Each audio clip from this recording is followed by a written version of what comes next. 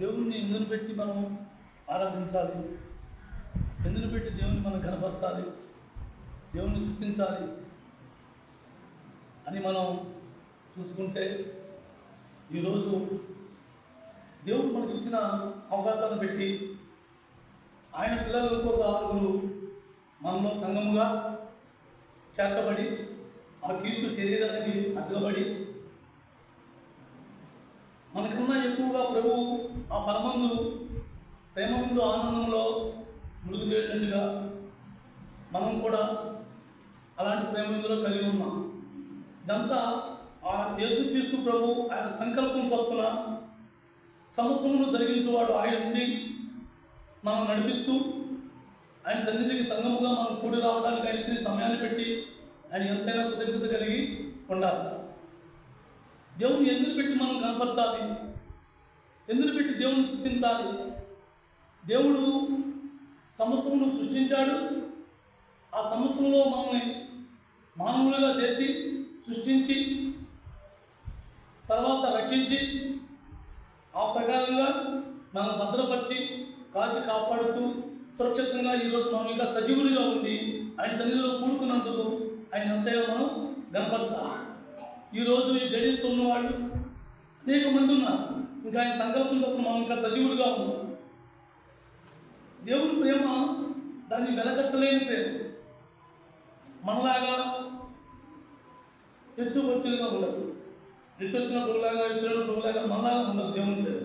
దేవుని ప్రేమ ఒకే రీతిగా ఒకే స్థాయిగా ఎప్పుడు అందరినీ ఎలాంటి స్థితిలో మనం ఉన్నా ఆయన ఒకే రీతిగా ప్రేమించాలి.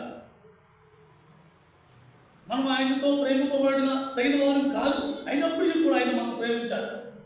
ఎందుకు లేదు మనం ఆయన సంతకు చాలా తీసుకున్నాడు, ఆయన బిడ్డలుగా చేర్చుకున్నాడు, ఆయన సంఘంలో అంగముగా మనల్ని చేర్చుకుని ఆయన పరిశుద్ధులతో మనం చుట్టూ పెట్టాడు. అందులో పెట్టి దేవుడిని మనం కనపరచాలి, స్తుతించాలి. ఆరాధించడం అంటే మందిరంలో కూర్చుని నాలుగు మాట తిని కాను వేసుకుని పాటలు పాడుకునేది కాదు. వ్యక్తిగతంగా ప్రతి వారం మనం ఏదో ఆనమాయితీగా చెప్పుకున్నామని మనం అనుకోవద్దు. ఎందుకంటే ప్రతిరోజు మన జీవితం, క్రైస్తవ జీవితం ప్రతిరోజు హెచ్చరికతో కూడినది. ఏదో నామకార్థంగా వస్తున్నాము, కూర్చున్నాం, వెళ్ళిపోతున్నాం అనుకునే ఇది కాదు. క్రైస్తవ జీవితం అనేది ఒక ఈ లోకంలో మనకు ఛాలెంజ్గా నమ్మడాలి. మేము దేవుడు అనుకునేవాడు అనేక మంది ఉంటారు. కానీ అలా కాదు. దేవుడు నమ్ముకున్నాం అనేది ఒక ప్రత్యేకత. దేవుడు మనం నమ్ముకోవాలి. దేవుడే మనం ఏర్పరచుకున్నాడు. ఆయన సమయం వచ్చినప్పుడు అందరినీ ఆయన అంగములుగా చేర్చుకుంటాడు. ఎవరిని ఆయన విడిచిపెట్టాడు. ప్రతి ఒక్కరిని ఆయన అంగములుగా చేర్చుకుని ఆయన చెంతను కూర్చోబెట్టుకుంటాడు. అందరూ పెట్టి దేవుడిని మనం కనపరచాలి, స్తుతించాలి. మనం ఏ స్థితిలో ఉన్నా సరే దేవుడు మనల్ని ఎంతగానో ప్రేమించాడు. మనం మన దోషములను, మన పాపములను సమస్తము మన నుంచి విడిపించి మనం రక్షించి కాసి కాపాడినందుకు ఆయనకి ఎంతైనా మనం కృతజ్ఞత కలిగి ఉండాలి. మేకా గ్రంథం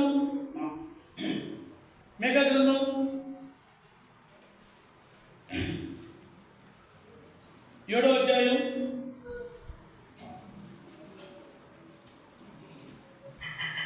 747 మేకా గ్రంథం 7వ అధ్యాయం 18వ వచనం. తన సాక్ష్యంలో దోషములను పరిగణించి వారు చేసిన అతిక్రమముల విషయమై వారు క్షమించు దేవుడైన నీతో సముడైన దేవుడు ఉన్నాడా? ఆయన కలిగిన చూపియందు సంతోషించువాడు కనుక నిరంతరము పాపముంచాడు. దేవుడు ఆయన చాలా కనికరించిన దేవుడు. ఆయన కనికరించేటప్పుడు సంతోషించే దేవుడు. మన కనికరంలో మనం అనేక సందర్భాల్లో దేవునికి వ్యతిరేకంగా మనం పాపం చేసినప్పుడు, దేవునికి వ్యతిరేకంగా మనం జీవించినప్పుడు దేవుడు కోపపడినా ఆ కోపాన్ని ఎప్పుడు ఆయన ఉంచుకోడు. మనమంటే ఆయనకు ఎంతో ఇష్టం, ఎంతో ప్రేమ. అందుబట్టి దేవుడు మన పట్ల కనికరం చూపిన దేవుడు. ఆ కనికరం మన పట్ల ఆయన కనికర విషయంలో సంతోషం లేకపోతే తన కుమారుడు తను బలిగా తీసుకుంటాడా?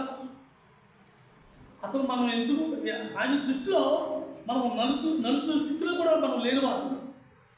అయినప్పటికీ ఆయన మన పట్ల ఎంత ప్రేమ కలిగి ఉండకపోతే, ఎంత కనికరం కలిగి రాకపోతే ఈరోజు గొప్ప పండుగ చేశాడు ఇక్కడ తెలుసా మనకి.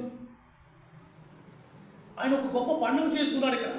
మనకన్నా ముందుగా, మనందరికన్నా ముందుగా సిద్ధపడొచ్చాడు. ఆయన పిల్లల్ని దర్శించాడు.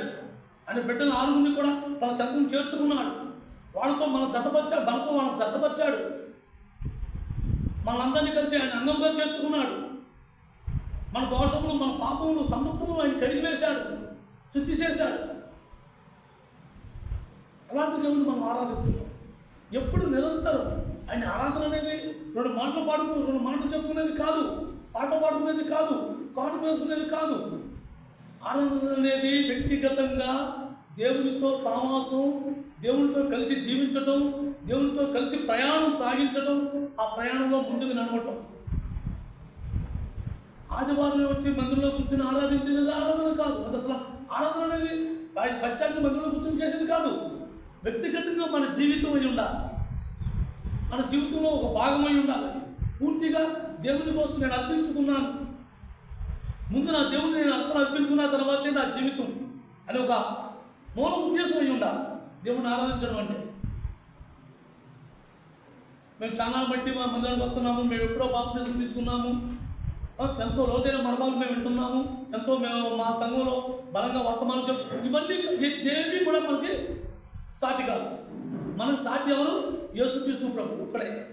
యేసుక్రీస్తు ప్రభు ఎలా జీవించాడో, ఆయన మనకు ఏమి నేర్పించాడో, మనతో ఏమి చెప్పాడో వాటిని మనం అనుసరించడమే, ఆ జీవితం మనం జీవించడమే ఆ దేవునికి ఆరాధన.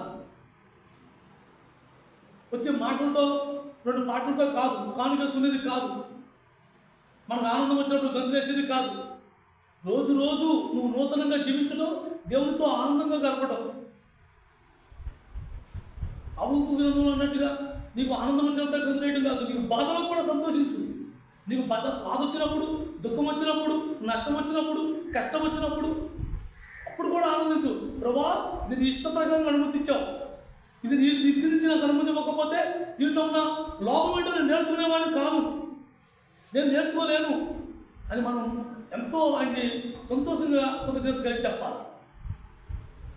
అలాంటి దీన మనసు కృతజ్ఞత కలిగి మనం ఉండాలి. దేవుని ఎప్పుడు మనం ఎలా ఆరాధించగలం?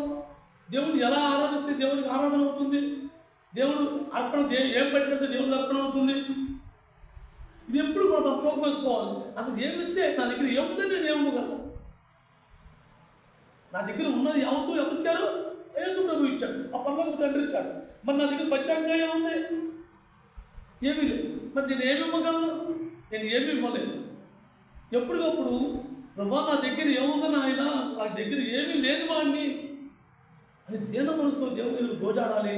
ఆయన చెప్పిన మాటను మనం ఆలకించి అంగీకరించి ఆ ప్రకారంగా జీవించాలి. మందిరంలో కూర్చున్నాను, తర్వాత టైం అయిపోయింది, వెళ్ళిపోయాను, అలా కాదు. జీవితంలో మార్పు, నూతన సృష్టి, నూతనంగా రోజు మన దేవుళ్ళలో బలపడుతూ ఉండాలి. మనం ఎక్కువగా లోక సంబంధంతో మన చుట్టూ ఉన్నాయి దేవుడు నమ్ముకున్న వాళ్ళు అయినప్పటికీ కూడా లోక సంబంధంతో ఎక్కువగా ఉంటూ ఉంటారు. అలాంటి వాడు మన చుట్టూ ఉన్నారు. కానీ మనం దేవుడు నమ్ముకున్నామని మనం ప్రత్యేకమైన తీర్మానం తీసుకున్నాం, మేము శిష్యుల సహవాస సంఘము అని. శిష్యుల సహవాస సంఘం అంటే ఏంటి? దేవునికి శిష్యులై ఉన్నాం. శిష్యులై ఉన్నాం అంటే ఏంటి? శిష్యులు అంటే ఎవరైతే మన గురువు ఎవరు? యేసుక్రీస్తు ప్రభు. యేసుక్రీస్తు ప్రభు ఏవైతే మనకు బోధించాడో, ఏవైతే మనకు నేర్పించాడో, ఏవైతే మనకు చెప్తున్నాడో ఆ ప్రకారంగా నేర్చుకుని అలా జీవించడం. మాకన్నా ముందు దేవుడు అనుకున్నారు, మాకన్నా దగ్గరగా ఉన్నారు, మేము పదాల గురించి అనుకుంటాం. లేదు, మన సాటి మనుషులతో కొలత కాదు, మన ప్రభుత్వ కొలత, యేసుక్రీస్తు ప్రభుత్వ కొలత. నీ మెరుగుదనం నా మెరుగుదనం ఎంతవరకు మురుగుబొట్టులు లాంటివి. అటువంటి మెరుగుదనం మనకు కాదు. నేను ఎప్పటికప్పుడు నా పరిస్థితి, నేను దేవునికి ఏమాత్రం అంగీకారం కాను అని దేవుడిని గోజాడుతూ ఉండాలి. ప్రభా నా బతుకు ఎలాంటి స్థితి నుంచి నన్ను తీసుకొచ్చావు, ఎలాంటి పరిస్థితి నుంచి నన్ను తీసుకొచ్చావు, నేను ఏ స్థితిలో ఉండగా నన్ను చాలా తీసావు అనే గ్రహింపు మనకు చాలా అవసరం. మనం రోజులు గడుపుకున్నట్టు జీవించే జీవితం కాదు క్రైస్తవ జీవితం అనేది. మన రోజులు గడుపుకునే దేనికోసం గడుపుకోవాలి? నా ప్రభు సన్నిధికి నేను ఎప్పుడు చేరుతానా అని ఆసక్తితో గడుపుకోవాలి. ఆ రోజులు గడుపుకునేటప్పుడు ఎదురు రోజులు లెక్కేసుకుంటాం కాదు. నేను రోజు రోజుకి నా ఎర్పణ దేవుడికి అంగీకారంగా ఉండాలని చూసుకుంటూ ఉండాలి. నా దేవుడిని నేను పట్టుకొచ్చే నైవేద్యం అది దేవుడికి అంగీకారంగా ఉందా లేదా అని సరి చేసుకుంటూ ఉండాలి. నన్ను నేనుగా గొప్పడని నీకు నువ్వుగా గొప్పడని చెప్పుకోవడానికి ఎవరికి మనకు అర్హత లేదు.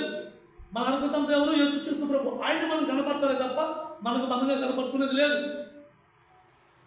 కాబట్టి మనం ఎప్పుడు కూడా దేవుడు మాట్లాడే విధానాన్ని మనం పట్టుకోవాలి, గ్రహించుకోవాలి. ఈ మాటతో దేవుడు నా మనసును తాకాడు, ఇక మేము దీంట్లో ఈ లోపం నాలో ఉంది కాబట్టి దేవుడు బయలుపరిచాడు, నేను దీన్ని సరి చేసుకుంటా అనే మనస్తత్వం ఉన్నవారే దేవుడికి సమీపంగా రాగలరు. నా గురించే చెప్పారు, నా గురించే మాట్లాడారు, నా గురించే అన్నారు. ఈ మనస్తత్వం ఉంటే నేను దేవుని ఆత్మ పనిచేయట్లా, దేవుని ఆత్మ పనిచేయట్లా. దేవుని ఆత్మ పనిచేసేవాడు ఎవరైనా సరే ఏమనుకుంటారంటే ఇది నాలో ఈ లోపం నాకు దేవుడు తెలియపరిచాడు. ఆ వాక్యం ద్వారా దేవుడు నాకు నాలో ఉన్న ఈ లోపాన్ని తెలియపరిచాడు కాబట్టి దేవానికి నిండా వందనాలు ఆయన, నేను సరి చేసుకుంటా ప్రభా, నా జీవితం అలా లేదు, నువ్వు కోరినట్టుగా లేదు, ఈ లోపం నాలో ఉంది, అవి హెచ్చరించావు, నాకు తెలియపరిచావు. దేవుడిని మనం దోచాట. మనకి మనుషులు ఎవరైనా మనం చూపిస్తే మనం మాట అనగలమా? తిరిగి 90 మాటలు మాట్లాడాలి. అందుకే దేవుడు మాట్లాడినప్పుడు దాన్ని మనం స్పందించుకోవాలి. అది కూడా మనకు చేతనప్పుడు మనం ఆత్మీయ కుష్టిలో ఉన్నాం. కుష్టిలోకి స్వస్థత ఉండదు. వాడికి చేసాబెంటు దిగిన ముళ్ళు దిగిన మనకు చాలా చెప్పాడు మాట, స్వస్థత ఉండదు. అలాగే ఆత్మీయ కుష్టిలో మనం ఉన్నప్పుడు దేవుడు మాట్లాడే మాట మన మనసుకి తాకదు. ఈ శవునితో వస్తుంది, శవుని తెలిపోతుంది తప్ప అది హృదయంలోకి జలదు. నీ హృదయం ఎప్పుడు వాక్యంతో నిండి ఉండాలి కానీ లోకంతో కాదు. కాబట్టి దేవుడు నిన్ను నన్ను ఎలాగ బలపరిచాడో, ఆయన మన స్థితిని ఎలాగ కడిగి వేశాడో మనం బాగా జ్ఞాపకం చేసుకుంటూ ఉండాలి. మనం ఎవరు పరిపూర్ణంగా, అందరం పాపంగా వచ్చిన వాళ్ళే, ఇప్పుడు పరిపూర్ణం కాదు కానీ పరిపూర్ణం అవుటకు మనం ముందు సాగుతున్నాం. ఆ ప్రయాణంలో అందరం జత కలిగి జతపరుచుకుని ఒకడొకడు ప్రోత్సహించుకుని ఒకడొకడు ఆదరించుకుని దేవునికి మొరపెట్టుకుని ఆయన ఆత్మను పొంది మనం ఆ యొక్క మార్గంలో మనం కొనసాగాలి. నాకు నేను గొప్పండి, నీకు నువ్వు గొప్పడు నువ్వు చెప్పుకోవడం లేదు, మనకి ఏ అధికారం లేదు. మనం ఎంతసేపు మనం ఎంత వాడడం, మన ఆత్మీయ జీవితం ఎంత వాడడం మనం. ఈ గ్రహింపు మనకు చాలా అవసరం. 19 కూడా చదవండి. ఆయన మరణాపను ఎందుకు జాలిపడును, మన దోషమును అణిసివేయును, వారి పాపములన్నిటినీ సముద్రపు అగాధములో నీవు పడవేయుతువు. మన పాపములు ఎక్కడ పడేస్తున్నాడు? ఆయన తీసుకెళ్ళి సముద్ర అగాధంలో పడేస్తున్నాడు. మళ్ళీ మన పట్ల జాలి పడుతున్నాడు. ఎన్నిసార్లు మనం పాపం చేసి, ఎన్నిసార్లు దేవుడికి వ్యతిరేకంగా ఉంది, ఎన్నిసార్లు తప్పులు చేసినా ఆయన మన పట్ల జాలి పడుతున్నాడు, కనికర పడుతున్నాడు. దేవుడు కనికపడి మనం ఎలాగైతే ప్రయత్నిస్తున్నాడో మనం కూడా సంఘంలో అంగములుగా ఉండి మన ఒకళ్ళొకడు ప్రేమ కలిగి దేవునికి ఏవైతే దేవుడు మనతో ఆజ్ఞాపిస్తున్నాడో ఆ ప్రకారంగా మనం జీవించాలి.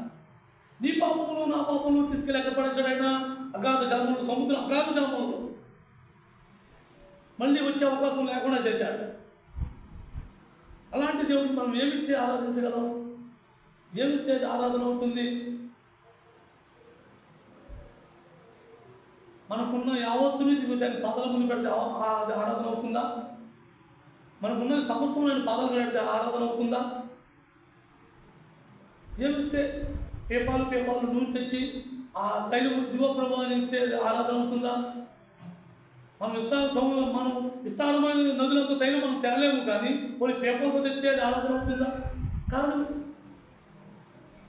మేఘా గ్రంథము 6వ అధ్యాయం యోగ పక్క పేజీలోనే అదే చిన్నంగా ఉంటుంది. యోగ పక్క పేజీకి 6వ అధ్యాయం 6వ వచనం. ఏమి తీసుకుని వచ్చి నేను యెహోవాను దర్శించును, వచ్చి మౌనకులైన దేవుని సన్నిధిని అంశాల చేతును దానములను ఏడాది తోడలను అర్పించి దర్శించునా. ఏం చెప్తాము దేవుడికి? ఏమిస్తే దేవుడికి ఆరాధన అవుతుంది? ఏమి చెప్తే దేవుడు అంగీకరిస్తాడు? ఆయన్ని అంగీకరించి ఆయన తృప్తిపరిచే జీవితం మనలో ఉందా? ఆయన తృప్తిపరచడానికి మన దగ్గర అసలు ఏమైనా ఉందా? ఆయన తృప్తిపరచగలగా ఒక ఆత్మీయత గౌరవం మన దగ్గర ఉందా? ఏమీ లేదు. అయినా సరే ఆయన మనం ప్రేమించాలి. అది ఎంత ఖరీదైన దేవుడు కాకపోతే, నీ పట్ల నా పట్ల ఎంత జాలి కలిగి ఉండకపోతే మనం ప్రేమించాలి. ఆయన చేసిన ఉపకారంలో ఏమిచ్చి మనం ఆయన దర్శించగలం? కనీసం మనకి ఏదైనా పని ఉంటే మన పనులను చక్కబెట్టుకునేదాకా కూడా ఆయన సన్నిధికి నా పట్టాన్ని మనం మనసు అంగీకరించాలి. కానీ ఆయన అలా కాదు. ఆయన చేసిన ఉపకారానికి మనం ఏమిచ్చినా ఆయనకి జీవితాంతకాలం, శారీరకాలం ఈ భూమి మీద పరలోకంలో ఎక్కడ జీవంగా ఉన్నా ఆయన రుణం తీయాలి. ఆయన రుణం తీర్చుకునే త్యాగం మన కోసం చేయలేదు. ఆయన శాశ్వతంగా ఉండిపోయి త్యాగం చేశాడు. మర్చిపోలేని త్యాగం చేశాడు. ఈ ప్రపంచంలో ఒకే ఒక్కసారి, మొదటిసారి ప్రపంచం యుద్ధం చేశాడు. ఆయన ఆ యుద్ధంలో గెలిచాడు. ఎవరి కోసం? నీ కోసం, నా కోసం, మనందరి కోసం. ప్రపంచాన్ని జయించి తన స్వరక్తంతో నిన్ను నన్ను కడుక్కున్నాడు. అలాంటి దేవుడికి నువ్వేమిద్దాం? మనం ఏం చెప్తున్నాం? మన మనసు నిర్మలమైన మనసుతో మనం వస్తున్నామా మందిరానికి? అది చాలా అయింది. అదొక్కటి చాలు. మన దగ్గర ఉన్నదే అది. మనం ఏమి చేద్దామో ఏమి లేదు మన దగ్గర. ఆయన సరిపడిగా ఇచ్చేది ఏమి లేదు. మన దగ్గర ఉన్నదల్లా ఏంటి? నిమ్మలమైన మనసు. ఆ మనసు నెమ్మలపరుచుకుని హృదయాన్ని ఖాళీ చేసుకుని వస్తున్నామా? దాని నిండా లోకంతా చెత్త నింపుకుని మన మనసు ఎక్కడో పెట్టుకుని మందిరానికి ఎలా పోతే ఏమనుకుంటారో అన్న ఉద్దేశంతో మనం వస్తున్నామా అన్న ఆలోచన మనకి కంపల్సరీ అవసరం. ఆ ఆలోచన లేకపోతే మనం దేవునికి వ్యతిరేకమైపోతాం. 7వ చూద్దామండి. వేల కొలది పొట్టేళ్లను, వేలాది నదులంత విస్తారమైన తైలమును ఆయన సంతోషం కలుగజేయన. నా అతిక్రమములకై నా జ్యేష్ఠపుత్రుడు నేను ఇద్దునా. నా పాప పరిహారములకై నా గర్భఫలము నేను ఇస్తున్నా. ఏమిద్దాం దేవునికి? దేవుడు చేసిన కార్యానికి, దేవుడు చేసిన ఆ యుద్ధానికి, ఆ పోరాటానికి ఏమిద్దాం? ఆయన ఏం కోరుకుంటున్నాడు మన నుంచి? అసలు మనం ఏమిద్దాం? ఆయనకి ఏమిస్తే తీసుకుంటాడు? ఏమిస్తే ఆయనకి ఆనందం? మన బిడ్డలు మనం ఇవ్వగలమా? ఇవ్వాలి. వేలాది పొట్టేళ్ళు మనం తెచ్చి బలి ఇవ్వగలమా ఆయనకి? ఇవ్వాలి. ఆయన ఏం కోరుకుంటున్నాడు? ఆయన నుంచి నా నుంచి అసలు ఏం కోరుకుంటున్నాడు? నేను దేవుడు కొను చెప్పుకున్నాను కోరుకున్నాడా? అదే మందిరంలో ఎంతో శ్రద్ధగా వాడుకోవడం నుంచి కోరుకున్నాడా? వారం మందిరానికి రెగ్యులర్గా మానవుల మొత్తం కోరుకుంటున్నాడా? మందిరంలో అనేక మందిని తీసుకొచ్చి మందిరంలో కూర్చోబెట్టడం కోరుకున్నాడు. ఏం కోరుకుంటున్నాడు ఆయన? అది అసలు ఏం కావాలి నీ నుంచి, నా నుంచి? అసలు ఆయన ఏం కోరుకుంటున్నాడు? ఆయన ఉద్దేశం ఏంటి? ఇవాళ ప్రేమ ఎందుకు మనం ఘనంగా చెప్తున్నామని భద్రేసుకుంటాం కోరుకుంటున్నాడు ఆయన? ఇవాళ మందిరంలో బాప్టిజం తీసుకున్నాడని ఆలోచించి మనం తెచ్చిపోయి పెద్దలేమని కోరుకుంటున్నాడా? ఏం కోరుకుంటున్నాడు? అసలు ఆయన ఏం కావాలి? మన నుంచి ఏం కావాలి? 8వ వచనం చదవండి. మనుషుడా, ఏది ఉత్తమమో అది నీకు తెలియజేయబడి ఉన్నది. న్యాయంగా నడుచుకుంటాయో, కనికరమును ప్రేమించుటయో, దేన మనసు కలిగి నీ దేవుడి యొక్క ప్రవర్తించుటయో. ఇంతే కదా యెహోవాను అడుగుతున్నాడు. ఏమడుగుతున్నాడు ఆయన? ఓ మనుషుడా, ఆయన ఎంత చక్కగా పెడుతున్నాడో మనలాగా వసే ఒరేం కూడా పెరగట్లా. ఓ మనుషుడా, ఎంత ప్రేమగా పిలుస్తున్నాడు. ఆయన ఏమడుగుతున్నాడు? మన నుంచి ఏం కోరుకుంటున్నాడు? అసలు మనం ఏమడుగుతున్నాడు? అవన్నీ ఆయన అడిగినన్ని ముందు మనకు తెలుసు. ఆయన ఏమడుగుతున్నాడో తెలుసు. మనం ఎలా జీవించాలో తెలుసు, మన ప్రవర్తన ఎలా ఉండాలో తెలుసు. ఇవన్నీ ముందు ఎప్పటి నుంచో మనం బోధింపబడుతూనే ఉన్నాయి. కానీ మన ఆత్మీయ జీవితంలో మనం అలా జీవిస్తున్నామా లేదన్నది మనకు మనమే చూసుకోవాలి. ఎవరికి మనం తీర్పు తీర్చడానికి మనకు అధికారం లేదు. ఆ ప్రభువే తీర్పు తీర్చడానికి రాదు. అలాగే మనకి ఎవరికి ఆ తీర్పు తీర్చే అధికారం మనకు లేదు. కాబట్టి మన లోపం ఏమున్నదో దాన్ని మనమే సరి చేసుకోవాలి. నా గురించి చెప్పాడు, నా గురించి మాట్లాడు, నన్నే అన్నాడు, ఇవి కాదు మనం నేర్చుకునేది. యేసు ప్రభు ఏమైతే మాట్లాడుతూ వచ్చాడో, ఆ పరలోకపు తండ్రి ఏమైతే బోధిస్తూ వచ్చాడో ఆ ప్రకారంగా యేసుక్రీస్తు ప్రభు ఎలాగైతే జీవించాడో, జీవించి చూపించి ఆ మార్గాన్ని స్థిరపరిచాడో, అలాగే మన మార్గం మన వెనకాల ఉన్న వారికి అది మార్గదర్శి అయి ఉండాలి. ఆ మార్గం మనకి శాశ్వతమయ్యేది ఉండాలి. మన వెనకాల వాడు నడిచి రావడానికి ఆ మార్గాన్ని బలపరచడానికి మనం ఇష్టపడాలి, సిద్ధపడాలి. ఆ విషయంలో మనం నష్టపోతాం. అయినా సరే పర్వాలేదు, ఎంత క్రైమైనా చెల్లించడానికి ఇష్టపడిన వాడే ఆ ప్రభు మార్గంలో నడవగలడు. బాబు ఇవాళ నేను కొట్టుకట్టేస్తున్నా, నా వ్యాపారం పొద్దని కానీ, ఇవాళ నేను పనికి వెళ్ళకపోతే రేపు పొద్దున నన్ను మేతులు పిలవడేమో అని కానీ, ఇలాంటి ఆలోచనలు, అరే ఏమైనా ఉద్యోగం వెళ్ళకపోతే నా సార్ మరి రేపు పొద్దున నాకు ఏమైనా పర్సమెంట్ ఇస్తాడేమో అని కానీ, ఇలాంటి ఆలోచనతో దేవుని సన్నిధికి వచ్చేది. ఏది ఏమైనప్పటికీ నా ప్రభు కన్నా నాకు ఎక్కువ ఏదీ కాదు.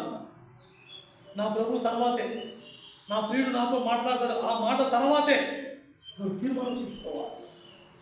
నెమ్మది ఉండాలి మనసుకి. మన ఆలోచన విధానం వేరు, మనం చూపించే ధీర మనసు వేరు కాదు. దేవుడు ఏమంటున్నాడు, ఇక్కడ ఏమని మాట్లాడుతున్నాడు దేవుడు? కనికరమును ప్రేమించు. నీ ఇష్టాంతంగా నువ్వు మాట్లాడి, నీ ఇష్టాంతంగా నువ్వు ప్రవర్తించి ప్రేమించే ప్రేమ కాదు దేవుడు కోరుకునేది. కనికరమును ప్రేమించు. నువ్వు ఎవరైనా కనికరించగలిగితే అది ఎంతో మేలు దేవుడికి. మనం అనుకుంటూ ఉంటాం, ఏదైనా సందర్భం వచ్చినప్పుడు, ఏదైనా కోపం వచ్చినప్పుడు, ఎవరైనా ఇబ్బందిగా బాధపడినప్పుడు మనం అది తగిందే. నేను ఎంతో బాధలో ఉన్నప్పుడు కనీసం ఏం చేస్తున్నామో అని కూడా పలకరించలా. ఇది కనికరం అవుతుందా? మనం ఎత్తుపడినట్టు అవుతుందా? కాబట్టి అలాంటి స్వభావం మనలో ఉండకూడదు. మనలో ఉండవలసిన ఏంటి? ఆ వ్యక్తి ఎటువంటి అన్నది మనకు అనవసరం, ఎటువంటి వాడన్నది మనకు అనవసరం. మనకు ఒకటే దేవుడు తెలిపింది, ప్రేమించడం, కనికరపడడం. మనమైతే వాళ్ళ పట్ల మనం జాలి కలిగి దేవుని పట్ల ఎంతో ఆసక్తితో, భారంతో దేవుడు మొరపెట్టుకోవాలి. దేవుడు ఉద్దేశపూర్వకంగా దేవుని దగ్గర మొరపెట్టుకుని ఆ వ్యక్తిలో ఉన్న లోపాన్ని బయటకు తీసేమని దేవుని మనం చెప్పుకోవాలి. కనికరపడడం అంటే ఒక రోగంతో ఉన్న వ్యక్తిని చూసి మనం ఏమంటాం, అయ్యో పాపం అలా అయిందా అని. ఇప్పుడు మనం అలా అనుకున్నప్పుడు ఆ పాపం వాళ్ళ పేరు రూప హాస్పిటల్లో ఉన్నప్పుడు ఆ వ్యక్తి జ్ఞాపకం వచ్చినప్పుడు మనం దేవుడికి ఎలా మొరపెట్టుకుంటున్నాం? అయ్యో ప్రభా, ఆ బిడ్డలందరినీ వేరు చేయక తండ్రి, తల్లి బిడ్డలు కలుగునాయన అని మనం ఎలా అడుగుతున్నాం? మనం అందరం అడుగుతున్నాం. ఎందుకు అడుగుతున్నాం? ఎవరైతే కనికర మనసు కలిగి ఉన్నారో వాళ్ళు ఏకీవ భావం కలిగి ఒక చాటు కూడుకున్నప్పుడు, ఏకీవ భావం కలిగి ఆ ప్రార్థన అడిగినప్పుడు దేవుడు ఖచ్చితంగా నెరవేరుతాడు.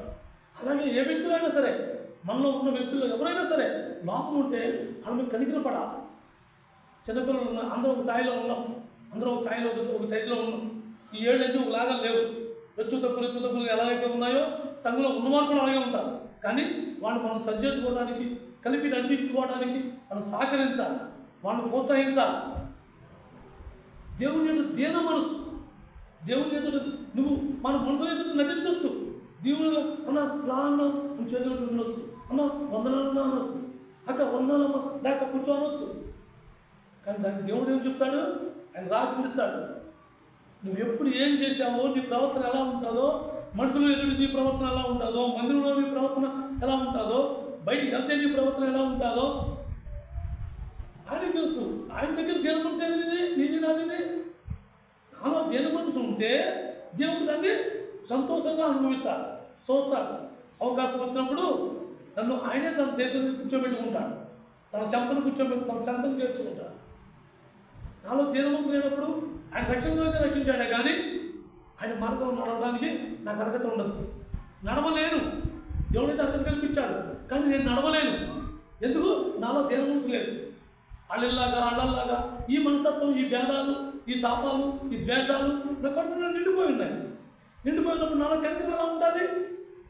నాలో దేవుని ప్రేమ ఎలా ఉంటుంది? కనికరమైన ప్రేమ ఎలా ఉంటుంది? మరి ఆ ప్రేమ లేనప్పుడు దేవుని ముందు నేను దేని మనసులో ఎలా ఉంటాను? మనం మనుషులు నటించవచ్చు, మనుషులతో ప్రేమ కలిగి మాట్లాడవచ్చు, కానీ ఈ లోనున్న ద్వేషాన్ని మాత్రం దేవుడు కూడా చూడగలడు, దేవుడు కూడా దాన్ని పరిష్కరించగలడు. ఆయన దగ్గర నుంచి మాత్రం ఎవ్వరము తప్పించుకోలేదు, ఆయన వద్ద నుంచి మనం ఎవరము తప్పించుకోలేదు. కాబట్టి మనం యథార్థత కలిగి జీవించడం ఎంతో మేలు. యథార్థత కలిగి జీవించకపోతే దేవుని పక్షాన మనం విరోధం అయిపోతాం, దేవునికి మనం సన్నిహితంగా మనం ఉండలేం. దేవుని సన్నిహితంగా మనం ఉండాలంటే ఎప్పుడు కూడా మన ఆలోచన బలమైనది ఉండాలి. ఏ బలమైంది? దేవుని పట్ల బలంగా మనం తీర్మానించుకోవాలి. ఆ ప్రభు తప్ప నాకు ఈ లోకంలో ఉన్నవన్నీ శాశ్వతం కావు, ఏదో ఒక రోజు ఇట్లన్నింటినీ మనం విసిరిపోవాల్సిందే. ఇది కాదు, నా ప్రభుకి నేను ఆయన చేసిన కార్యానికి, ఆయన చేసిన నా మేళ్ళకి నేను ఏమిస్తే ఆయనకి అర్పణ అవుతుంది? నా దగ్గర ఏమీ లేదు నేను అర్పించడానికి. నా మనసు నిమ్మలంగా ఉంటే నా ప్రభు నాలో పెరగెడతానంటున్నాడు, నాలో ఉంటానంటున్నాడు. కాబట్టి నేను ఏం చేసుకోవాలి? ఎప్పటికప్పుడు నా హృదయాన్ని కడుక్కోవాలి, నా ప్రభుకి స్థానం ఇవ్వాలి. నా ప్రభు ఈ తుప్పు, చెత్త, మాలిన్యం మొత్తం దాన్ని బయటికి తీసేసుకుంటా ఉంటే దేవుడు ఆత్మతో నింపుతాడు. దాని నిండా మనసులో పెట్టుకు వచ్చి నేను మందిరంలో కూర్చుంటే నా ఆనందం ఎక్కడ ఉంటుంది? లోకంలోనే ఉంటాను. లోకంలో ఉన్నప్పుడు దేవుడి మాట ఇది కూడా మన బుర్రకి ఎక్కదు, మన మైండ్లోకి వెళ్ళదు. అప్పుడు అలాగా ఆ మైండ్లోకి వెళ్ళినప్పుడు ఆ మనస్తత్వం ఎలా ఉంటుంది? నా గురించే మాట్లాడుతున్నాడు, నా గురించే చెప్తున్నారు అని ఆలోచన వస్తుంది. అది ఆలోచన కరెక్ట్ కాదు, అది ఆలోచన కరెక్ట్ కాదు. దేవుడికి ఎంతో కృతజ్ఞత కలిగి మనం చెప్పాలి. ఒక లోపం అది మాట్లాడిన దాంట్లో మనలో లోపం ఉందా? అయ్యో ప్రభు నాకు తెలియలేదు ఇంతవరకు, నాలో ఉన్న ఈ కోపం నాకు ఇంతవరకు తెలియలేదు, నాలో ఉన్న ఈ దేశం నాకు ఇంతవరకు తెలియలేదు, నాలో ఉన్న ఈ మోసకరమైన జీవితం నాకు ఇంతవరకు తెలియలేదు.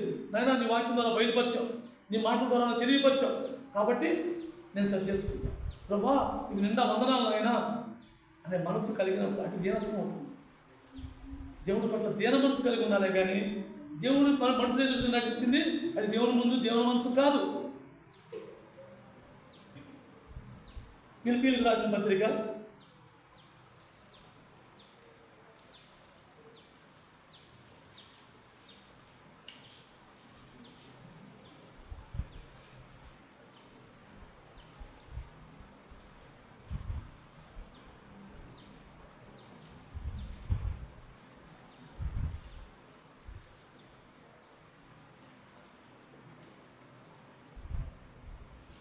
ఎప్పుడైతే దేవుడి విషయంలో మనం న్యాయముగా అనుసరించామని, కనికరంగా జీవిద్దామని మనం అనుకున్నప్పుడు మనకు అనేకమైన శ్రమలు ఎదురవుతూ ఉంటాయి, బాధలు ఎదురవుతూ ఉంటాయి, దుఃఖం ఎదురవుతూ ఉంటుంది. కానీ మనం ఏ విషయంలోనూ కూడా భయపడకూడదు. మన శక్తి యావతను మన పరలోక తండ్రి ఆ యేసుక్రీస్తు ప్రభువు ఉన్నాడు, ఆయనకి అప్పచెప్పుకోవాలి, ఆయన మీద చేసుకోవాలి. ఫిలిప్పీయులకు రాసిన పత్రిక 4వ అధ్యాయం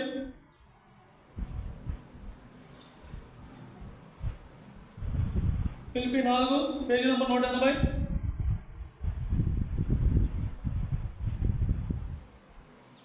ఆరవ వచనం చదవండి. దేని గురించి నీవు చింతపడుకుని కానీ ప్రతి విషయములోను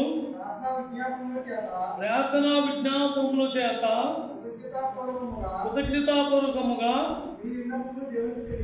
మీ విన్నపములను దేవునికి తెలియజేయండి.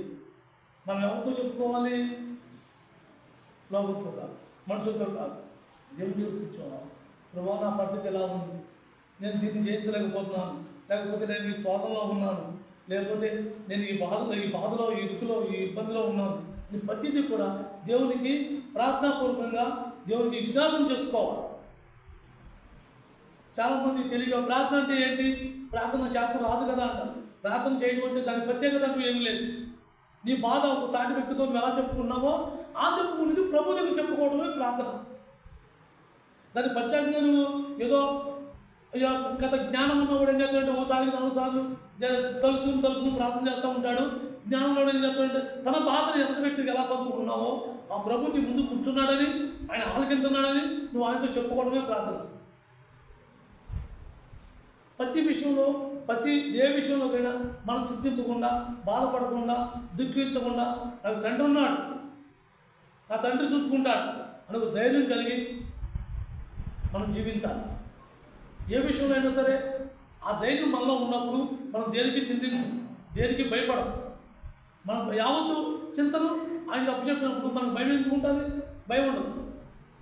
ఎప్పుడు దుఃఖంలో కూడా నువ్వు సంతోషంగా ఆనందంగా గడపడానికి చూస్తావే కానీ బాధపడుతూ అదే నా జీవితం ఎలా అయిపోయిందండి, నేను ఇలా ఎందుకు నిద్రపోతున్నాను, ఇలా ఎందుకు నేను బాధపడుతున్నాను, నా స్థితి ఏంటి అని ఇలాంటి ఆలోచనలో మనం ఉన్నాం. ఎందుకంటే మన తండ్రి ఉన్నాడు, ఆయన చూసుకుంటాడు. దాని చిన్నపిల్లలు ఉన్నప్పుడు ఆ చిన్నపిల్లలు ఏం చేస్తారు? ఏదైనా అవసరం అయితే మా నాన్న ఉన్నాడు, లేకపోతే మా అమ్మ ఉన్నది అని వాళ్ళకి ఎంత ధైర్యం. అలాగే ఇంతకన్నా ఎక్కువ తగిన దేవుడు మనతో తండ్రిగా తండ్రి స్థానంలో ఉన్నాడు. ఎవరు ఎప్పుడు ఏ గ్రంథాల్లో కానీ ఏ దేవుళ్ళలో కానీ ఎవరిని తండ్రి ఉన్నాడు అనే తీర్మానం వాళ్ళకి లేదు, మనకుంది. మనకు పరలోకపు తండ్రి ఉన్నాడు అనే తీర్మానం. మన దేవుడు మన తండ్రి అని పిలుచుకునే అంత దగ్గరగా మనకు తండ్రి ఆయన ఉన్నాడు. అలాంటి మనం దేవుని చింతించాలి.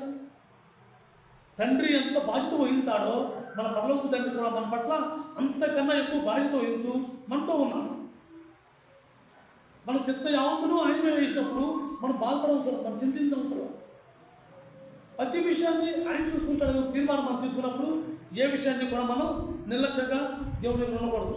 ప్రతి విషయాన్ని దేవుడితో చెప్పుకోవాలి, ప్రార్థన విజ్ఞాపంగా ఆయనకి విజ్ఞాపం చేయాలి. ఆయన పట్ల ఎప్పుడు కృతజ్ఞత కలిగి ఉండాలి. కృతజ్ఞత లేకుండా ఇవాళ నేను బాప్టిజం తీసుకున్నాను, లేకపోతే నేను ఎంతో మందిరంలో కొద్ది పని చేశాను, లేకపోతే మందిరంలో ఏదో నేను సేవ చేశాను, నేను ఎంతో ధన్యుడు. మన ధన్యత అన్నది ఎప్పుడు మనం తోపకుండా గీయలేదు, మన ధన్యులం కాదు. దేవుడు ఆ మాట దేవుడు పలకాలి. ఈయన నా ప్రియకుమారుడు, ఈమె నా ప్రియకుమార్తె. దేవుడితో అనిపించుకోవడానికి మనం పాపులాడాలి. అంతేగాని నాకు నేనుగా పోగొట్టుకుని, నీకు నువ్వుగా పోగొట్టుకుని, మేము గొప్ప మేము గొప్ప. దేనికి గొప్ప మన గొప్ప మనకు అర్థం కాదు. మన గొప్ప దేనికి పనిచేయదు. కానీ ప్రతి విషయంలో కూడా దేవుడు మాత్రం తండ్రి స్థానంలో ఉన్నాడు కాబట్టి మన తండ్రికి ఆయన ఆదరణగాను అండగాను మన ప్రతి విషయంలో మనం ఓదార్చి నడిపించేవాడు ఆయన ఉన్నాడు కాబట్టి ఆయనకి ప్రార్థన విజ్ఞాపనలుగా ప్రతి విషయాన్ని ఆయన ముందు చెప్పుకోవాలి, ఆయనకి అర్పించుకోవాలి. మనకు లాభం ఏదైనా ఒకవేళ పంట పండినప్పుడు నేను డబ్బులు వచ్చినాయా, ఆ డబ్బులు వచ్చినప్పుడు చాలామంది తొందరగా నిర్ణయాలు తీసుకుంటూ ఉంటారు. చాలా సందర్భాలు అలా కాదు, అవి పట్టుకెళ్ళి వాళ్ళు పెట్టి ప్రభా నీ కృప వల్ల ఇవి నాకు అందిని, మరి నువ్వు దీన్ని ఏం చేయమంటావో, నీ చిత్తం ఏమై ఉందో నాకు బయలుపరచు అని అక్కడ పెట్టినప్పుడు నీకు అవతల ఒత్తిడిగా ఉంటుంది. అయినా సరే 2-3 రోజులు దేవుడు సమాధానం చెప్తాడు. అప్పుడు కూడా దాన్ని కలపకుండా వదిలేస్తే అప్పుడు దేవుడితో రోజు ఈ మాట్లాడుతూ ఉన్నాను. అలాగే నీకు బాధ వచ్చినప్పుడు కూడా ప్రభా నన్ను ఏం చేయమంటావు, నాకు అప్పుడు ఉంది కానీ ఆ ఒత్తిడి చేస్తున్నారు, నా దగ్గర ఏది ఇద్దామని నాకు ఉంది కానీ నా దగ్గర లేవు, ప్రభా నన్ను ఏం చేయమంటావు చెప్పు అని దేవుడి దగ్గర సలహా కూర్చున్నప్పుడు ఆయనే నీ సలహా ఇస్తాడు. ఆయన ఎవరున్నా ఎక్కడ ఏమై ఉన్నాడు, మనకి తండ్రి అయి ఉన్నాడు. అంటే తండ్రి మనకి ఎప్పుడు సమీపంగా ఉంటాడా, ఎప్పుడప్పుడు 1 నెలకు 2 నెలలకు వచ్చి చూసి వెళ్ళిపోతూ ఉంటాడా? ఎప్పుడు సమీపంగా ఉంటాడు. ఏ పనికి వెళ్ళినా, ఏ ఉద్యోగానికి వెళ్ళినా, ఏ వ్యాపారానికి వెళ్ళినా, ఎక్కడికి వెళ్ళినా సరే ఏం చేస్తాడు, సమయం పూర్తయిన వాడికి ఇంటికి వచ్చి భార్య బిడ్డలు చూసుకుంటాడు. ఆ బిడ్డలు చూసుకుంటాడు తండ్రి. వస్తూ వాళ్ళకి ఏదో ఒకటి ఆ బిడ్డలకు సంతోషంగా తీసుకొస్తూ ఉంటాడు.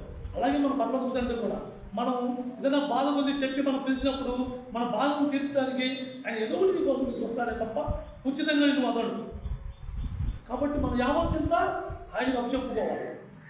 7వ వచనం చూడండి. అప్పుడు సమస్త జ్ఞానమును మించిన దేవుని సమాధానము యేసుక్రీస్తు వలన మీ హృదయములకును మీ తలంపులకును కావలి ఉన్నది. నీ బాధ, నీ సమస్య, నీ వేదన, నీకున్న పరిస్థితి దేవుని దగ్గర చెప్పుకున్నప్పుడు ఆయన ఎలా కావలి ఉంటాడు. మన హృదయానికి మన తలంపులు, చెడ్డ తలంపులు రాకోకుండా, చెడ్డ ఆలోచనలు రాకోకుండా, చెడ్డ మనసు రాకోకుండా దేవుడు కావలి ఉంటాడు. ఎందుకంటే నీ మనసు నా మనసు మనం ఏం చేసాం, దేవుని వాక్యంలో మనం నింపుకున్నప్పుడు, దేవుని మాటలతో మనం బలపడినప్పుడు మనం ఏముంటుంది, దేవుని వాక్యం ఉంటుంది, దేవుడే ఉంటాడు. ఆ దేవుడు మనలో ఉన్నప్పుడు మనకి తలంపులు ఏమీ కూడా ఆయన కాచుకుంటాడు. మనకి ఏదైనా చెత్తనం పోయినప్పుడు దానికి సరిపడే వర్తమానం ఆయన బయట తీసి చూపిస్తూ ఉంటాడు. అప్పుడు అటు నుంచి మనం తప్పించుకుంటాం.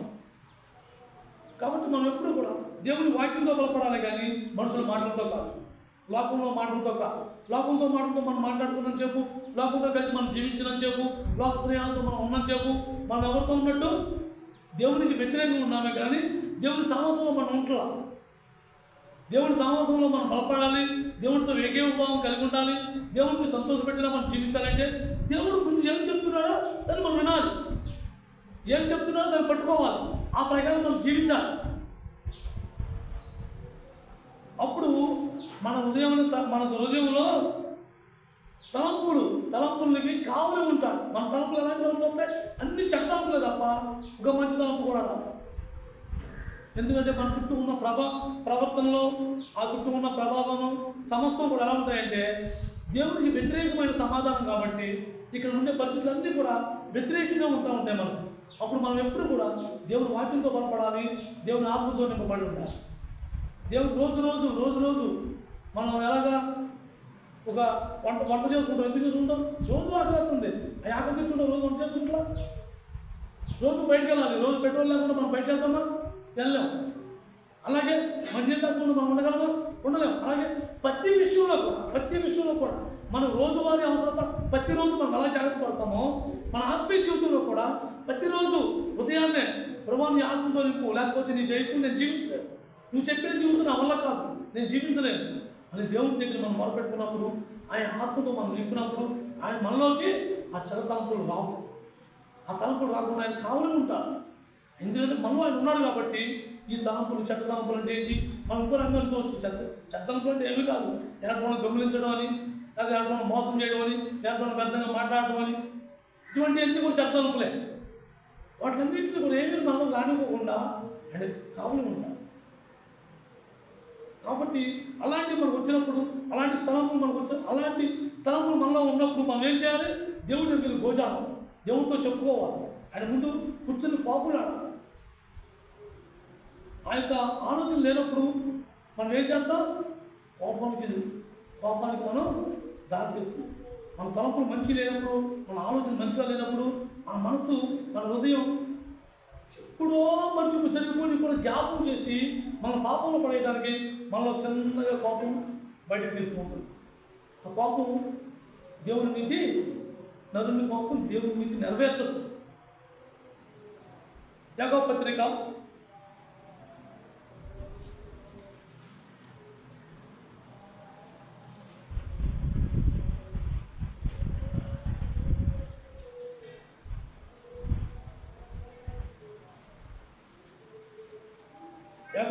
1వ అధ్యాయం పేజీ నెంబర్ 210,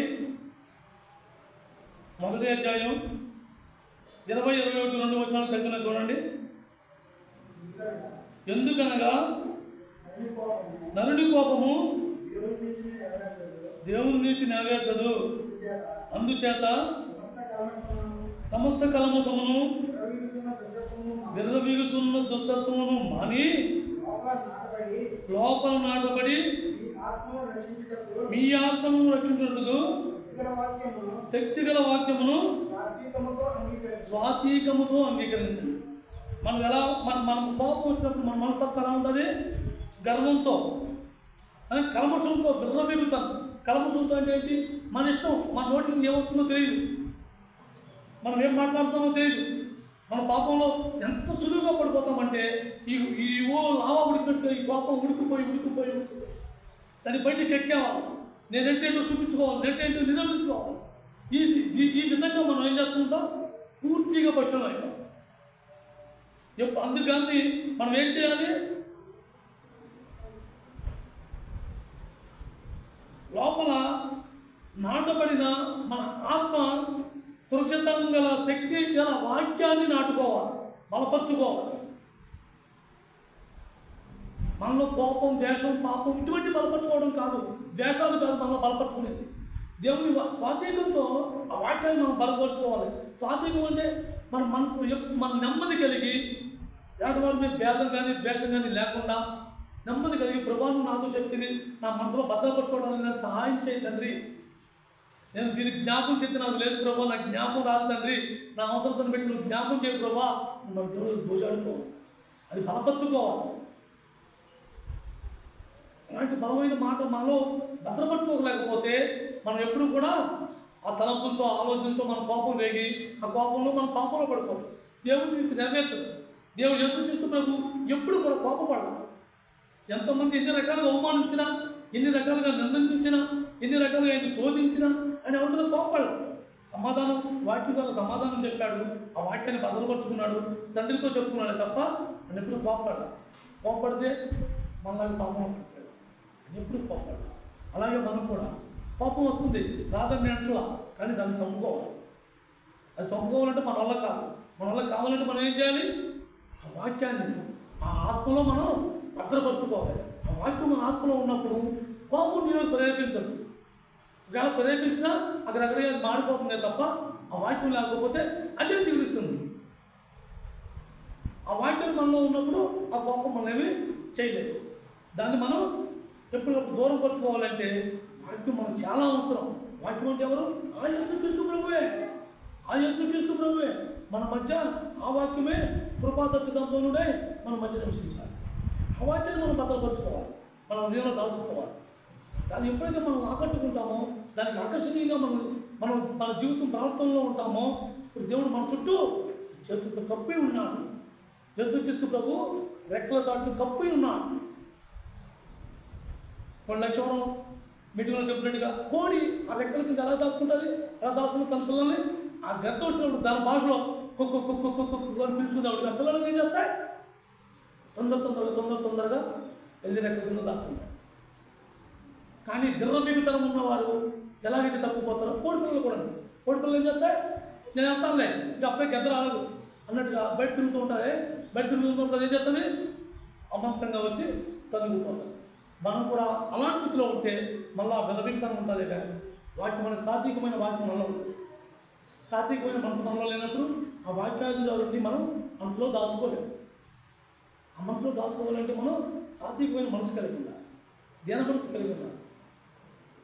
ఆ ధ్యాన మనసు లేనప్పుడు, ఆ సాత్వికం మనలో లేనప్పుడు దేవుడికి వ్యతిరేకమైపోతున్నామే కానీ, దేవుడికి వ్యతిరేకంగా మన ప్రవర్తన ఉంటుందే కానీ, దేవుడి పిల్లలను చెప్పుకోవడానికి చూసే వాళ్ళకి మన గురించి ఏమంటారు? ఎలా నేను దేవుడు అనుకునేవాళ్ళ? దేవుడికి ఎంత అవమానం, ఎంత అవమానం. ఏదన్నా మాట్లాడితే మన ప్రవర్తన ఎలా ఉంటుందో మనమైతే ఒకరి వైపే చూస్తాం. కైతూలు అనేది పాపులేషన్ చూసిన మన వైపు ఎంతమంది చూస్తారో తెలుసా? అపవాదం అనేక మందిని కాపలా పెడుతుంది, దేవుడిని ప్రేమ చేస్తుంది. వీళ్ళతో మా ప్రభావం ప్రాణం పెట్టింది అన్నట్టు ప్రభుత్వం ఎంత చింతించాడో ఒకసారి ఊహించుకోండి.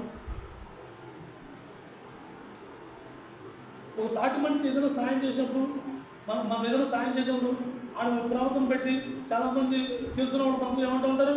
ఒరే బాబు ఆడికి సాయం చేస్తున్నాడు రా బాబా ఎటువంటి తెలియదా అనుకుంటారా?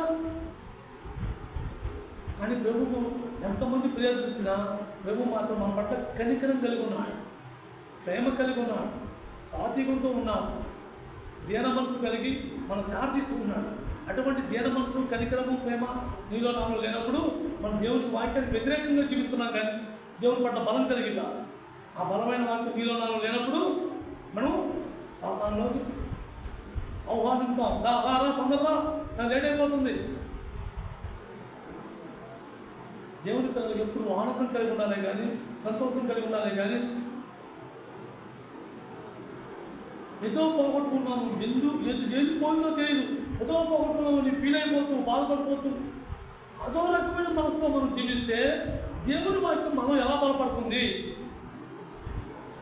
అందుకే మనం అందరం వెళ్తాం. ముందుగానే దేవుడు ప్రార్థన చేస్తూ రావాలి. ప్రభా నా హృదయ ద్వారాలు తెరువు, నువ్వు మాట్లాడే ప్రతి ఒక్క మాట నేను దాచుకోవాలి.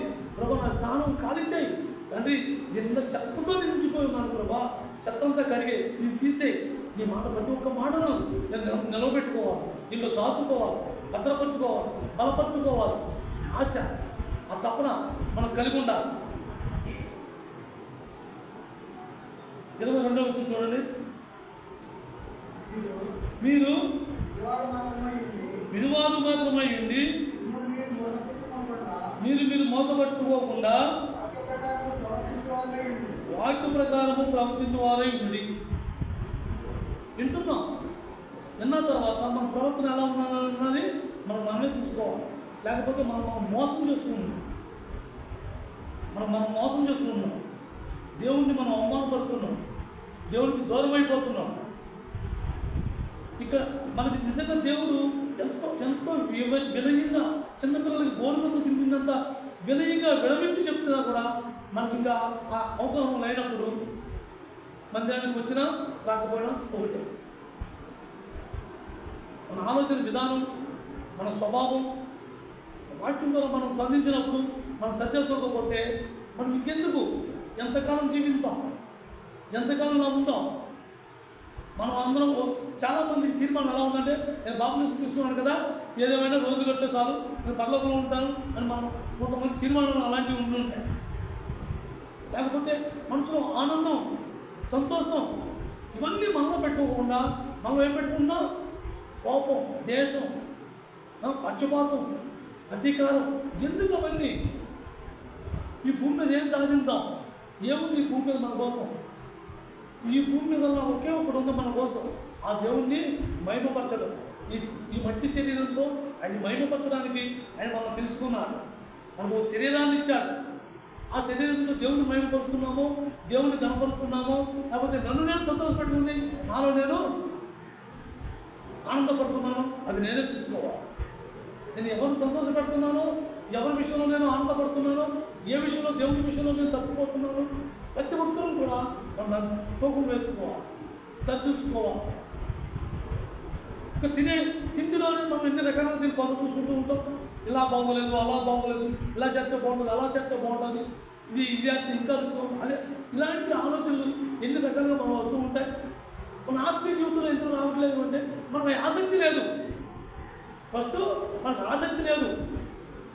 మేము మందిరానికి వెళ్ళామా, టైం గడిచిందా, వెళ్ళిపోయామా అనే స్వభావం ఎక్కువ మంది ఉంటారు. నా ప్రియుడు నా కోసం కూర్చున్నాడు, నా ప్రియుడు నాకు ఉన్న ముందు వచ్చి కూర్చున్నాడు, నా ప్రియుడితో నేను మాట్లాడాలి, నా ప్రియుడితో ఏం మాట్లాడుతానో నేను ఆనందంగా వినాలి, సంతోషంగా వినాలి, నాకు ఆశగా ఉంది, నేను తప్పి తీర్చుకోవాలి. ఆశ అతి తక్కువ మంది ఉంటారు. కాబట్టి మనం ఎప్పుడు కూడా నిర్లక్ష్యపరచకూడదు. నిర్లక్ష్యపరిచినామా మన ప్రవర్తన, ఆ వాక్య ప్రకారం ప్రవర్తన లేనప్పుడు దేవుని నమ్ముకున్నాం చెప్పకుండా మనం చూసి ఎగతాలుగా మాట్లాడతారే కానీ అది నిజంగా దేవుడు పెట్టినారా, లేకపోతే ఈ మనస్తత్వం, ఈ దీన మనసు, ఈ వినయం వీళ్ళకి ఉండదు అని గ్రహింపు ఎలా ఉంటుంది? రాదు. మన ప్రవర్తనలో మనం కొనసాగినప్పుడు మనం అలా జీవించలేకపోతే ప్రభు మాత్రం మనం సాయం చేస్తాడు. ప్రభు అయితే విడిచిపెట్టడు. మనం పడిపోయినా లేవనెత్తివాడు మన ప్రభు. మనం లేవనెత్తి మళ్ళీ ఆ మట్టంతా తుడిచి కడిగి మళ్ళీ ప్రయాణంలో మనం తోడుగా ఉంటాడు. ఇది మనకు చాలా అవసరం. 23 కూడా చూడండి. 23 ఎవడైనాను వాక్యమును వినువాడై ఉండి దాని ప్రకారం ప్రవర్తింపని వాడైతే వాడు అద్దములో తన సహసమును చూసుకును మనిషిని పోలేదు.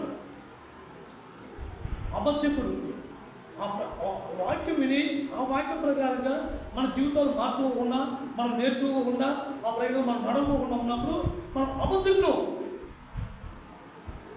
అబద్ధికులు అంటే మనం ఎవరు? మన తండ్రి ఎవడు? అబద్ధకులకు జనకుడు ఎవడు? మన తండ్రి ఆడై ఉంటాడు. ఎన్న దాంట్లో అన్ని మనం ఒక్కసారి నేర్చుకోవాలి. అన్ని ఎవరము ఒక్కసారి మనం నేర్చుకోవాలి.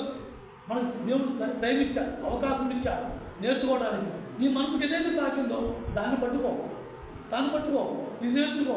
మళ్ళీ తర్వాత ఏమన్నా నీ మాట ఏ మాట అయితే నీకు తాకిందో దాన్ని పట్టుకో, దాన్ని నేర్చుకో. ఆయన రాగల పరంతరం మనం ఆయన రూపాంతరం చెందాలి అంటే ఒక్క రోజు రూపాంతరం చెందింది కాదని, రోజు నేర్చుకునే స్వభావం కావాలి. మనం బలపడాలి అంటే దేవుని వాక్యం మనలో ఉండాలి, దేవుని ఆత్మతో నింపబడాలి, దేవుడు చెప్పిన దాన్ని ప్రతిదాన్ని మనం వినాలి, ఆ ప్రకారం జీవించడం మనం నేర్చుకోవాలి. మనం విని ఆ ప్రకారం మనం జీవించకపోతే అబద్ధికులు. మన ముఖం మనమే చూసుకుంటున్నామే కానీ మన ముఖాన్ని దేవునికి చూపించలేము, దేవుడిని మనం చూడలేము. ఆ శక్తి మనకు చాలదు. ఆయన చూడగలగాలి అంటే ముందు ఆయన ఆజ్ఞల్ని మనం అనుసరించాలి, ఆయన చెప్పిన దాన్ని వినాలి, ఆ ప్రకారం మనం జీవించాలి. ఆ జీవితం మనలో లేనప్పుడు ఆ వాక్యాన్ని మనం విన్నామే కానీ దాని ప్రకారంగా మనం జీవితం లేనప్పుడు మనం అబద్ధికులు అవుతున్నాం. చూడండి, ఎంత మనం మాట్లాడినప్పుడు మన యొక్క ప్రవర్తన తెలుసుకున్న వ్యక్తి ఉన్నాడు, ఇలా మరి బాబు వచ్చి అబద్ధాలు బాబు ఎలా అంటారు? దేవుడి దృష్టిలో కూడా మనం అలాగే అంటారు. మన మనుషుల దృష్టిలో మనం ఎంతో నీతిగా ప్రవర్తించవచ్చు. కానీ దేవుడేమన్నా ముందు రెండవ ప్రశ్నలో దేవుడేమన్నాడు? నీ ప్రవర్తన, నీ దీన మనసులు ఎవరు ఎదుర్కొండాలి? దేవుడిని ఎదుర్కొండాలి. మనుషులు చూపించేది కాదు, మనుషులు కనపరిచేది కాదు, మనుషుల్ని మెప్పించేది కాదు, దేవుని ముందు ఉండాలి. మన యథార్థత జీవితం కూడా దేవుడికి తెలియాలి. నేను నీతిమంతుడిని, నేను యథార్థమంతుడిని, నేను ఎంతో గొప్పగా జీవితాన్ని నాకు నేను అనుకుంటే సరిపోదు. నాలో అప్పుడే దేవుడు పరిచయం ఉంటాడు. ఆయన సాటి పెడతామా? ఆయన గాయగలమా? కాబట్టి మనం ఎవరికి వారు దేవుడు ఏం మాట్లాడాడో ఆ ప్రకారంగా మన జీవితం, ఆ వాక్యం ప్రకారంగా మనం జీవిస్తేనే దేవుడికి అర్పణ అవుతుంది. యేసుక్రీస్తు ప్రభు ఒక్కడే ఆత్మతో సత్యంతో దేవుడిని ఆరాధించాడు. నేను దేవుడిని ఆరాధించాలి అంటే నిన్న వాక్యాన్ని ఎప్పటికప్పుడు మనం కట్టి భద్రపరచుకోవడానికి దేవుడిని కొనియాడాలి. దేవుడిని ప్రభావాన్ని ఆత్మతో నువ్వు నీ వాక్యాన్ని నాలో భద్రపరచు. ఈ పాపిస్తున్న దేవులో ఏమీ లేదు ప్రభా, దీర్ఘంగా ఉన్నాను ప్రభా, నాలో ఏ మనసు లేదు ప్రభా, ఏ మంచి లేదు తండ్రి, నీ వాక్యం అనే మంచి నాలో నింపు, నీ ఆత్మ నాలో పెట్టు. మనం ఎప్పటికప్పుడు బతుకుంటూ ఆయనతో ఉన్నప్పుడు ఆయన కార్యం చేస్తాడు. అప్పుడు మనం దేవుడికి నాజీవులుగా జీవించడానికి మన ప్రయత్నం కొనసాగుతుంది. అంతేగాని ఏదో మందిరంలో కూర్చొని దేవుడిని ఆదివారం ఆరాధనతో వెళ్తాను అనేది కాదు. మనం వాక్యం విన్న దాన్ని యథార్థతగా మనం పాటించడం, జీవించడం దేవుడికి ఇష్టం. అది ఆరాధన అవుతుంది. కాబట్టి ఎప్పుడు కూడా మన మనస్తత్వాలు ఎలా ఉన్నాయో, మనం దేవుడిని ఆరాధిస్తున్నామో, మనం ఎలా గౌరవించుకున్నామో, మనం ఎలా కనబడుతున్నామో మనమే చూసుకోవాలి. ఉన్న సమయం తీసుకుంటారు.